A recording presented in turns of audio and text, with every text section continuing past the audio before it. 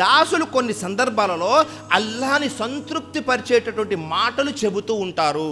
దానివల్ల అల్లాహ్ చాలా రాజీ పడిపోతాడు, సంతృప్తి చెందుతాడు. దానికి ప్రతిఫలంగా మన యొక్క దర్జాత్ని పెంచుతూ ఉంటాడు, స్థాయిని పెంచుతూ ఉంటాడు స్వర్గంలో అల్లాహ్. ఆ దాసుడికి కూడా తెలియదు నేను చెప్పిన మాట వల్ల అల్లాహ్ ఇంత సంతోషపడ్డాడా అని. అదే సందర్భంలో దైవప్రవక్త ముహమ్మద్ సల్లల్లాహు అలైహి వసల్లం తెలియజేస్తున్నారు, దాసుడు తన నోటి నుండి ఎలాంటి మాటలు పలుకుతాడంటే ఆ మాటల వల్ల అల్లాహ్ చాలా అసంతృప్తి చెందుతాడు.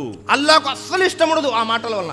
ఎలాగైతే మంచి మాటలు చెప్పి తన యొక్క స్థాయిని పెంచుకుంటూ ఉంటాడో అలాగే ఈ చెడ్డ మాటలు చెప్పి దాసుడు ఏం చేస్తాడు, నరకానికి ఆహుతవుతాడు. నరకం లోపలి పడతాడు, పడుతూనే వెళ్తాడు, కిందకి దిగజారిపోతూ ఉంటాడు అల్లాహ్. కాబట్టి మనము మన నోటి నుండి పలికేటటువంటి మాటలు ఏ విధంగా ఉన్నాయి అనేది మనం జాగ్రత్తగా పరిశీలన చేయాలి.